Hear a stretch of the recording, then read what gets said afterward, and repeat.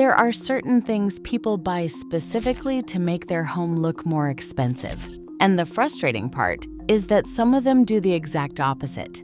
They look like they're trying too hard. And that energy is honestly worse than just having a normal room with normal stuff in it. So here are 4 things that are supposed to feel luxurious, but almost always end up making a space look cheaper than it actually is.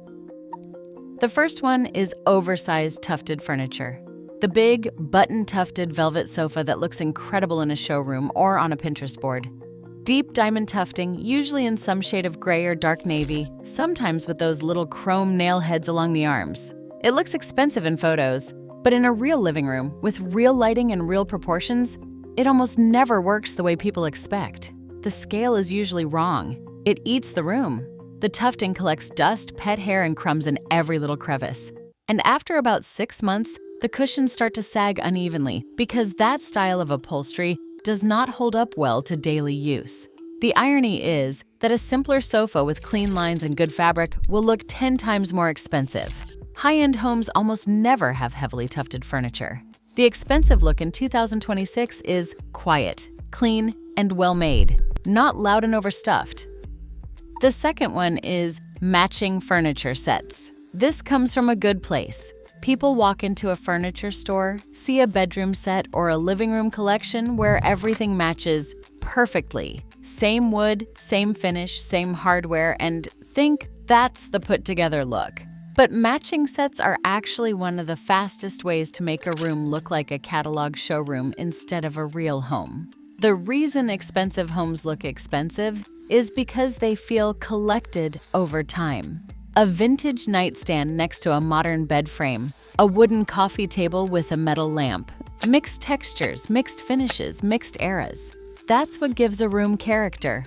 When everything matches too perfectly, it removes all personality from the space. And the thing is, breaking up a set doesn't even cost more money. It just takes a little more intention. One mismatched piece in a room full of matching furniture changes everything. The third one might be controversial, but it is those big crystal or chrome chandeliers that end up in dining rooms and entryways. Not the good ones, not the vintage ones that actually belong in a specific style of home.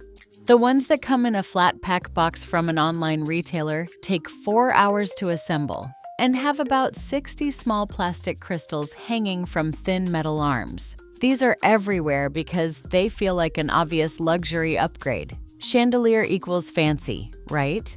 But a cheap chandelier does not read as fancy.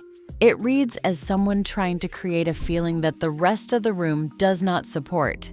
If the chandelier is the only expensive-looking thing in the room, it actually highlights how basic everything else is. A better move is a simple statement pendant, a sculptural fixture, or even a well-placed set of wall sconces. Good lighting does not have to scream. The best lighting in a room is the kind that makes everything else look better without drawing too much attention to itself. And the fourth one is fake marble everything. Fake marble countertops, fake marble side tables, fake marble trays, fake marble coasters. Marble became such a strong visual shorthand for luxury that the market got flooded with imitations. And some of them are genuinely decent. But when there is too much of it in one space, or when the print is too uniform and perfect, it starts looking plasticky. Real marble has imperfections. It has veining that is uneven, color that shifts, surfaces that chip and stain over time. The fake versions are often too clean, too white, too symmetrical. And people notice, even if they cannot explain exactly what feels off. If the goal is a high-end surface, consider real stone in small doses or go with a material that does not pretend to be something it is not. A beautiful wood tray or a ceramic dish will always look more intentional than a fake marble one trying to pass. So the pattern here is pretty clear. The things that make a home look cheap are almost always the things that are trying the hardest to look expensive. Real luxury is quiet. It's in the quality of the fabric, the weight of the hardware, the warmth of the lighting, and the mix of things that feel personal instead of performative. The best rooms don't announce themselves. They just feel right. Subscribe for more home decor tips every week.